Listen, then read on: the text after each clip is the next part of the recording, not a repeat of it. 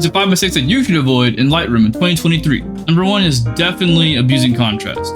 When you're a beginner at Lightroom, you're thinking, oh yeah, it's cool, contrast, haha, and you start going crazy with it, and it's like, you end up putting a lot on it because you think, oh, it looks so sharp, it looks so cool, but in reality, it's very amateurish looking. There'll be times where contrast is needed, it's nice, but if you just spam contrast on all of your photos, they'll look the same and they'll look all sharp and just pretty extra. You can go for more flat profiles, softer images, pastel, black and white, you can mix it up. It doesn't always have to be sharp, contrasty, maximum 90, 100, go crazy on it. Number 2 is abusing texture. I would watch Peter McKinnon a lot, and I look at his photos, and they have like this kind of vibe and texture to it that I didn't know how to recreate on a regular just camera. And I was thinking, how is he editing? What's he doing to do that? But little did I know, it's literally just one tool, and it's just literally just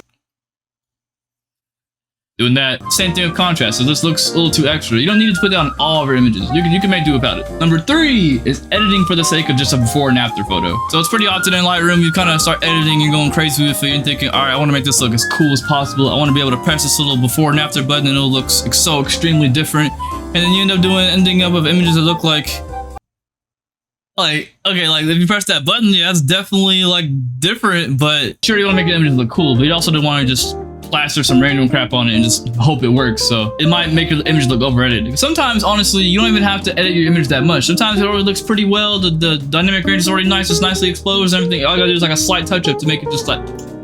Ultimately, if you go overboard with adding like all these effects, gradients, blah, blah, blah, whatever you want to do, it'll look kind of over edited. And that's actually number 4. Depending on when you're color grading or editing an image, you wouldn't want someone to look at it and be like, oh, dang, they definitely edited it. In general, for most photos, the goal is to keep things subtle, but still make it look larger than life. And I actually have a tutorial of how you can do that on a video right here, I think. Is it over here? Yeah, I think it's right here. There's ways you can do that without making it very jarring or noticeable. And you want to keep it subtle, but keep it cool. Number 5 is editing a photo and finishing it in like 30 seconds. There's a lot of things you can do with Lightroom when it comes to like the actual sliders and the curves and the actual like masks for gradients. If you do finish your photo in 30 seconds, go back and like add some more stuff to it. Experiment with it. Even if you're not going to keep the actual image, just make like a duplicate of your current image and just keep adding more stuff to it. Yeah, maybe try eliminating the highlights completely. Maybe try adding like a gradient and changes the temperature for that side of the image. Maybe just like increase the color or decrease the color, or do whatever you want to do. Change the image in whatever ways you can. It shouldn't be the race to speedrun and get through your image as fast as possible. You should be taking your time to make your image look as good as you can